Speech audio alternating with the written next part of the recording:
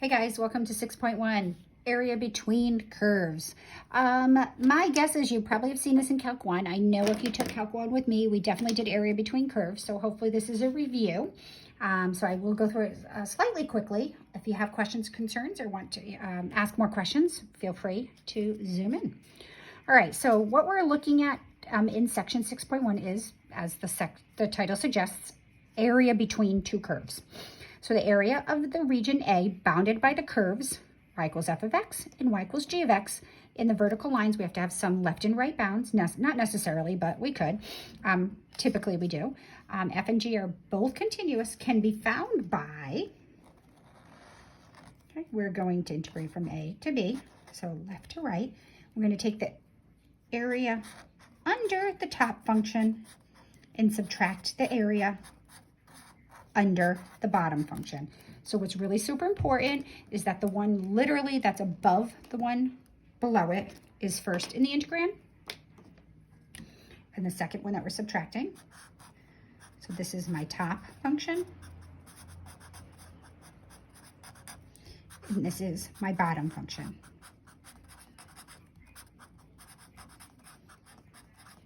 Always, when we're integrating more than one function in calculus, it's always top minus bottom, never reversed.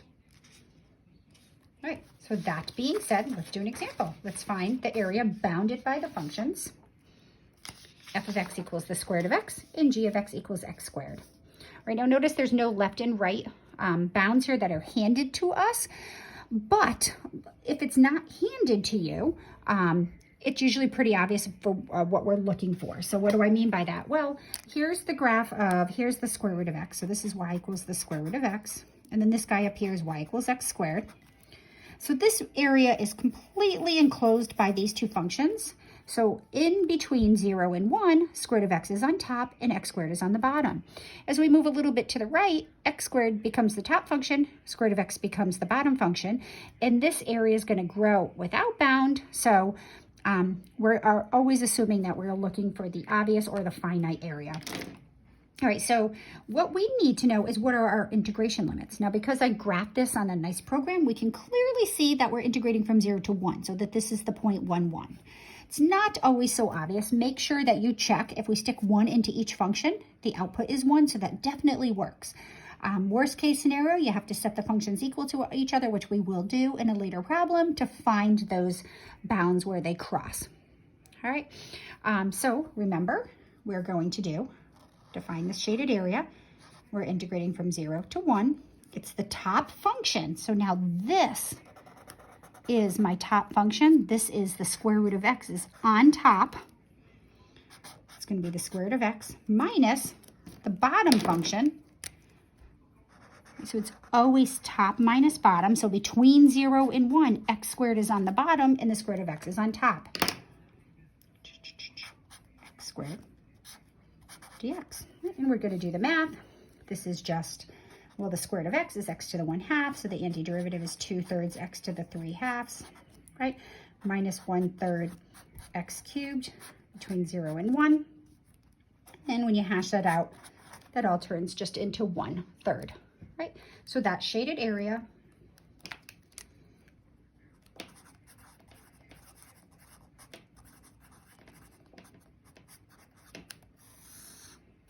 is just 1/3. All right.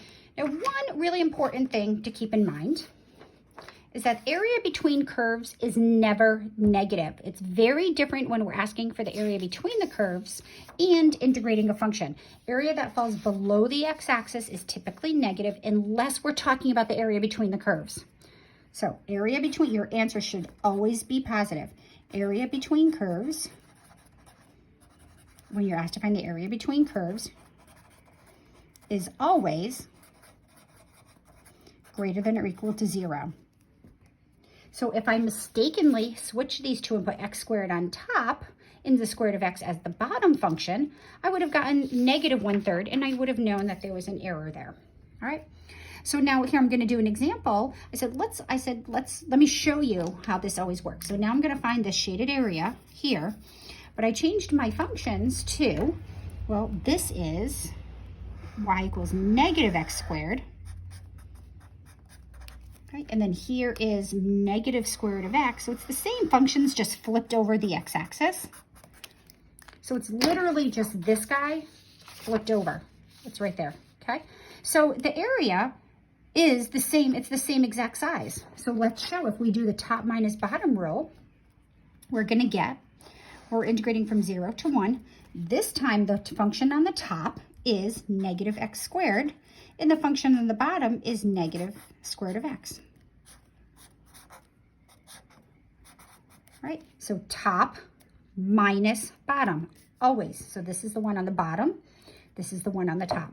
So when we integrate this, actually I'm going to clean it up a little bit. I'm going to do 0 to 1, negative x squared, and that's going to become plus the square root of x dx, right? This is actually the same exact integral we just did. It's going to become negative 1/3 x cubed plus 2/3 x to the 3/2. And we're going to go from 0 to 1, and it's just going to be 1/3. So even though this area between these curves falls below the x-axis, because it's talking about area between curves, the expectation is that the answer will always be positive. Okay? All right. Let's just take this up a little notch. Let's suppose I want to find the area bounded by f of x equals the square root of x. So here is my square root of x. And x squared again. Right here. Right, but I'm not only looking for this area, which we already know what this area is. It's 1/3. But I'm going from 0 to 2. So I also want to add in this area. So now I'm looking for not only this area, I'm looking for that area. We already know that area is 1/3, so we really only have to find this area. But, you know, we didn't necessarily know this in all problems. We're not going to always know one of the areas. So now what you have to notice is that we're looking for the area between 0 and 2. At 1, things switch up. The top curve becomes the bottom curve, and the bottom curve becomes the top curve. So what we do is we change this into 2 problems, and we look from area 1 and area 2. So area 1 is going to be from 0 to 1, top function minus bottom function. Right? And we already know that that's 1/3. We did that previously.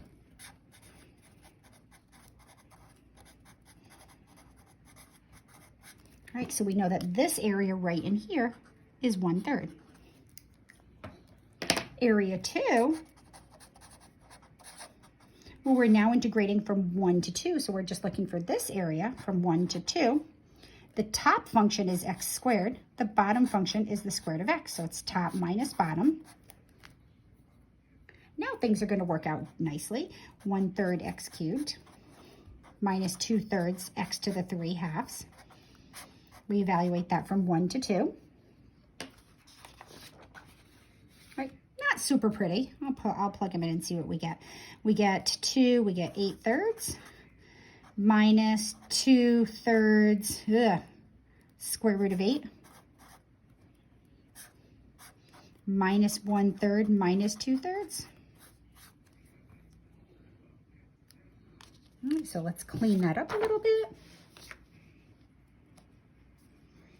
This is going to be 8/3. We rationalize this. This is 2 square root of 2, so that's minus 4 square root of 2 all over 3.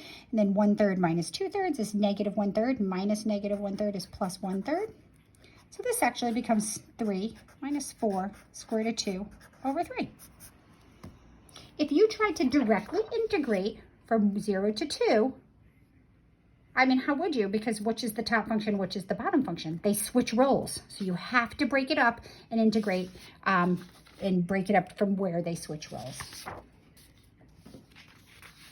Let's try another one. Let's look at y equals 1 plus x squared and y equals x plus 3. Now, it doesn't hurt to pop these into your calculator. It says find the area bounded by these curves. So if we look here, we can see that they intersect here and here. The area to the left is going to grow without bound. The area to the right is to grow without bound. So it's understood that we're looking for this area. Right, so I can look at this and kind of guess that it's going to intersect at -1 and at 2, but let's show how we can find the points of intersection if it's not obvious. So points of intersection,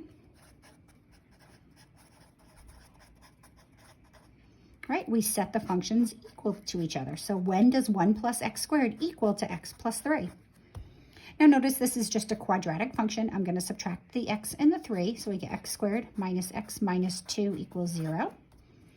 And this behaves nicely. X minus 2, x plus 1 equals 0. So they intersect when x is 2 and -1 and 2. Right, so what's our top function? Well, the top function between -1 and 2 is the linear function y equals x plus 3. And the bottom function is going to be the parabola, y equals 1 plus x squared. So top minus bottom, our integration limits from -1 to 2. We do top x plus 3. Now be really careful when we subtract the bottom function that we subtract the entire function. So if your bottom function has multiple terms, make sure you subtract each of those terms. So this is going to be -1 to 2, x plus 3 minus 1 minus x squared. So take your time. You don't want algebra mistakes to slow down your homework. Right? And then, I mean, you can integrate directly here, but I'm going to just save myself one step, and I'm going to do x, and plus 3 minus 1 is plus 2 minus x squared dx. And I'm going to let you fill in the details.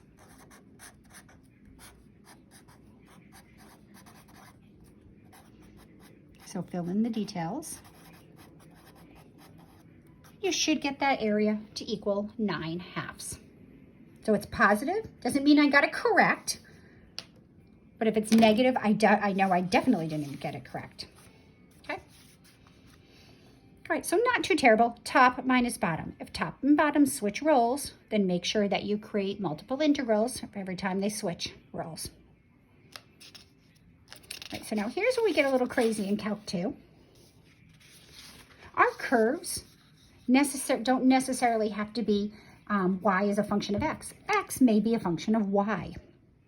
So now if we look at the graphs of x equals 1/2 y squared minus 3 and y equals x minus 1. So here's the graph of y equals x minus 1. So this actually is written as a function. Y is a function of x.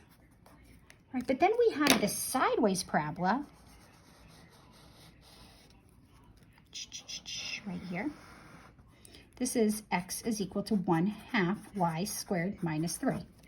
Right, now before you go and you start solving for one in terms of the other, so clearly I can rewrite this equation. This one's very interchangeable. If y is equal to x minus 1, then isn't it true that x is equal to y plus 1? This one, not so much so. You have to be really careful. If we were to add 3, multiply by 2, and then take the square roots of both sides, we have to be super careful because when we take the square root of something squared, we run into that whole plus or minus mess. So the suggestion is if your equation involves squares, you don't want to solve for one in terms of the other. We want to work with it this way. Number one. Number two, if we did turn it into y equals something, and then we tried to integrate top to bottom, well, top curve is the parabola, bottom is the line, top is the parabola, bottom is the line. But look what happens as we go more into our negative numbers. The top curve and the bottom curve are the same curve. So funky things happen. So what we have here is we have a situation where wouldn't it be nice if it was like turned or whatever? So like if we look at it this way, the top is the green and the bottom is the parabola, the orange. But we can't just flip our papers over. It doesn't necessarily work. So what we do, and we have a situation like this, if we look at our graph, and instead of integrating top to bottom, if we can integrate right to left, then that's what we're going to do. Notice if I go right to left, no matter where I am in this shaded area, if I look at what's going on right to left, my green curve is on the right, is constantly on the right, where the parabola, the orange curve, is always on the left. So we can do right minus left. In order to do right minus left, we have to integrate with respect to y. So if we can't do top to bottom and we have these functions that x is expressed in terms of y, we can integrate right to left. So top to bottom does not work here because the top function is not always, the top to bottom relationship changes at about, it looks like about -1. And then we got this funky stuff going on here. So top to bottom doesn't work here. And as silly as it sounds, I literally just imagine drawing vertical lines. And I say top to bottom, top to bottom, top to bottom. And if something changes and the top to bottom doesn't stay constant, then throughout the whole area, then I know I have to do something different. So solution, we are going to integrate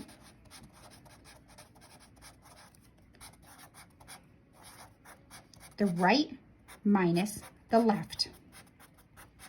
So the right replaces the top and the left replaces the bottom. So the right curve minus the left curve. So just like we always do top minus bottom, in those scenarios, we always integrate right minus left. We never integrate left minus right. And our integration variable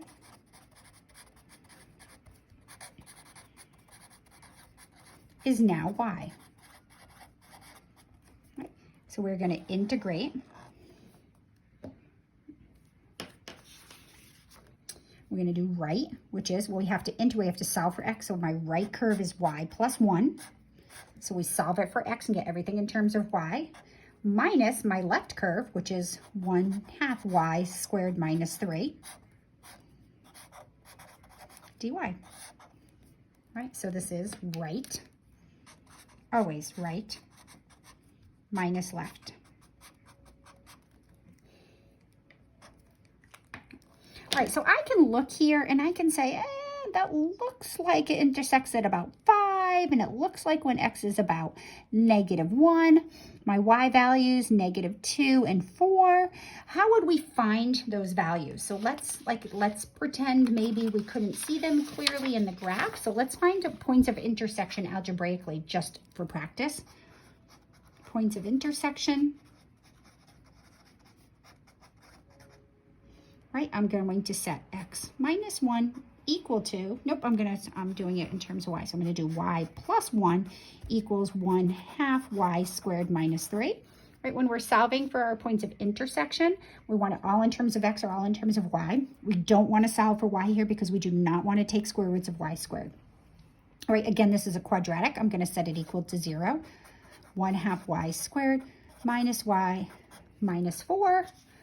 All right, I don't like this coefficient of 1/2, so I'm going to multiply both sides by 2, the whole thing, right, to clear that, and I can get 0 equals y squared minus 2y minus 8. Maybe that's more friendly to work with, and in fact it is. So it's y minus 4, y plus 2, so y is equal to 4 or -2. So now we are integrating with respect to y. So I'm curious what y is going to be, and y goes from -2 to 4. And let's just go up here and check it. Does that look about right? Yeah, -2. And that looks pretty good, but we just confirmed it algebraically. So therefore, we are integrating from -2 to 4, my right function minus my left function.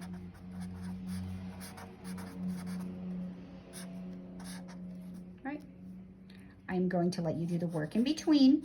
For the sake of time, you can integrate this. I would distribute this negative sign, combine the 1 and the plus 3, and we get the answer to be 18. So the area between these two curves is 18 units. All right, so let's see. What do I have here? All right, so sort of generically speaking, if we have a clear top function and a clear bottom function, and we want to know this area, the area is going to be the left bound on the bottom, the right bound on the top. Now we may have to find those values or determine where the curves intersect. It's going to be the top function minus the bottom function. Right, so it's really super important. Top minus bottom. Right, in the integration variable when you do top minus bottom, your integration variable will always be x. So you will have x's in your integral. If we have a clearly distinctive right function and a clearly distinctive left function, this area is going to be lower to upper, so C to D. So what's on top here goes on top of the integral. What's on the bottom goes on the bottom of the integral. And then it's going to be the right function minus the left function. And remember, if they switch roles somewhere, then you have to break it up into those two separate integrals. So always right minus left in these situations. And your integration variable will always be y if you're integrating right to left.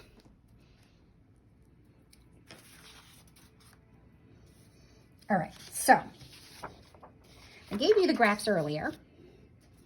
What happens if you saw something like this? I said, determine the area of the region enclosed by the curves x equals negative y squared plus 10 and x equals y minus 2 squared.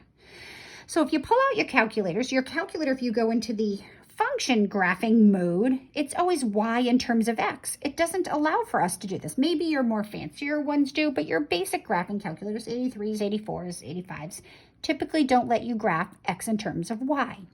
So how could you do this? All right, well, what I would do is to graph these, I would literally switch the roles of x and y. So I'm going to graph negative x squared y is equal to negative x squared plus 10. So I switch x and y for a minute.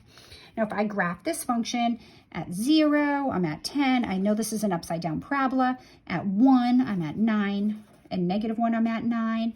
At 2, I'm at 6. Right? At 3, I'm at 1. And it looks like this. Right. So hopefully you've seen in your pre-calculus class and you graphed these functions. So this is the graph of y equals negative x squared plus 10.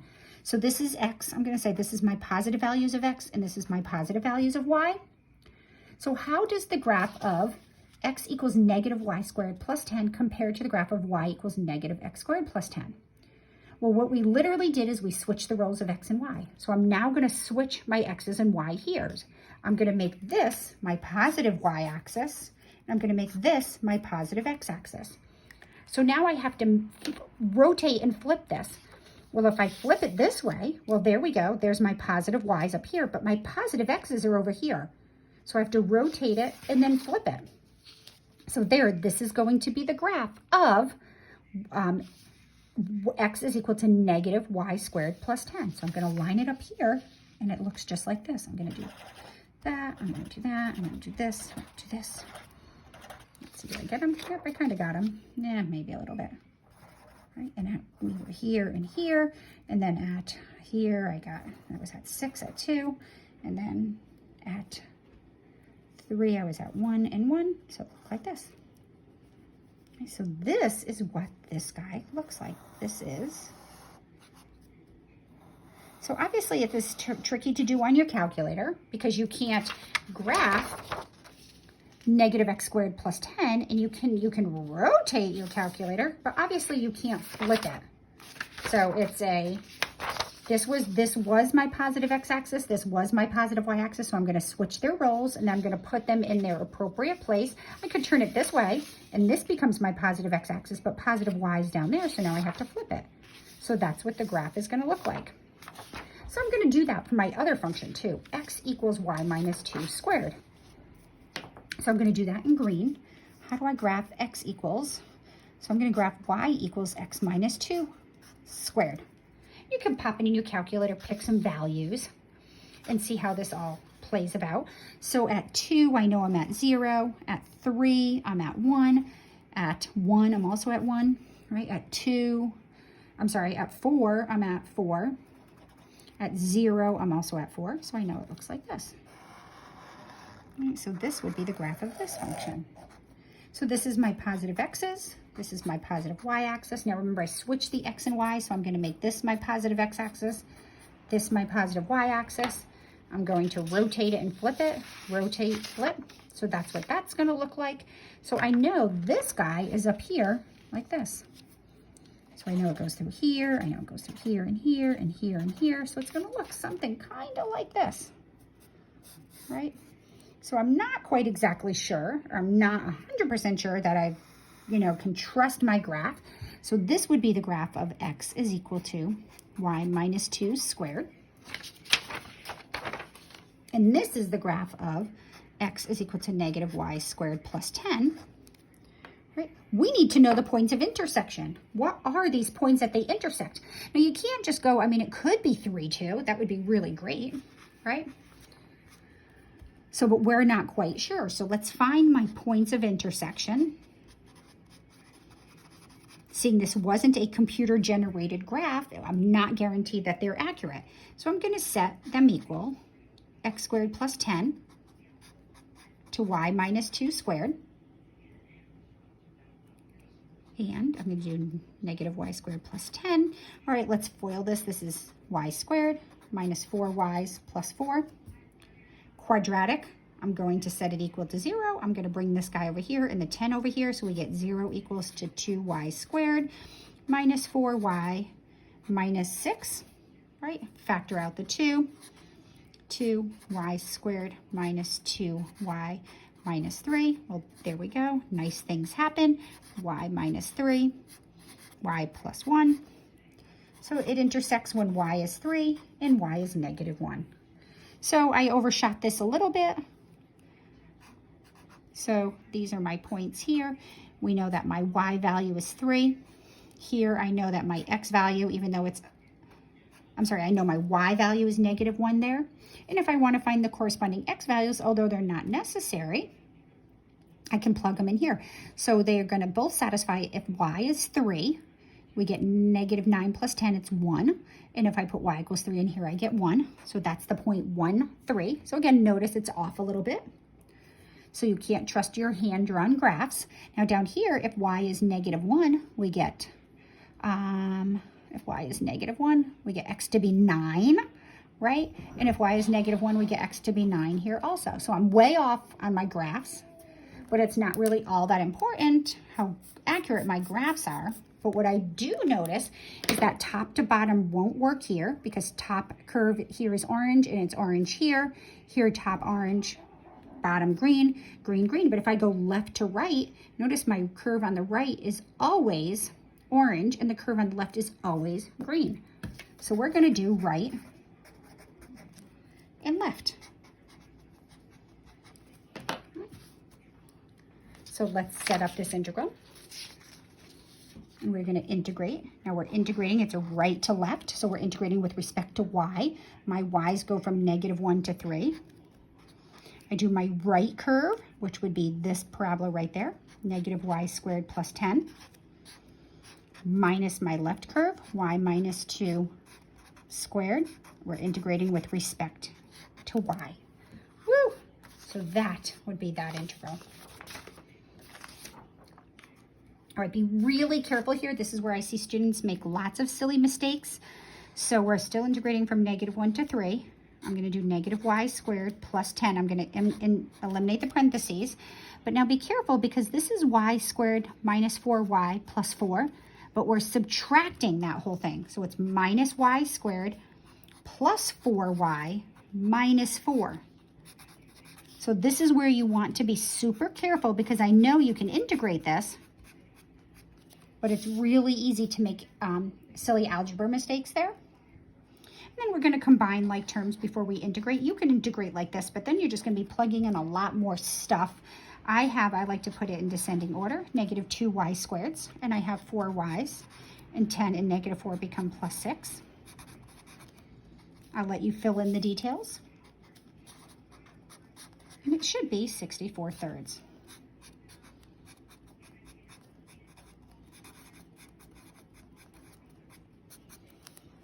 All right, guys, have fun with this area between curves, keeping in mind your answer should always be positive. If we accidentally switched these and called this my right curve and this my left curve by mistake or just wasn't sure, and you get the negative answer, then you know you integrated in the wrong direction, okay? It's always top minus bottom, right minus left. All right, have fun with these.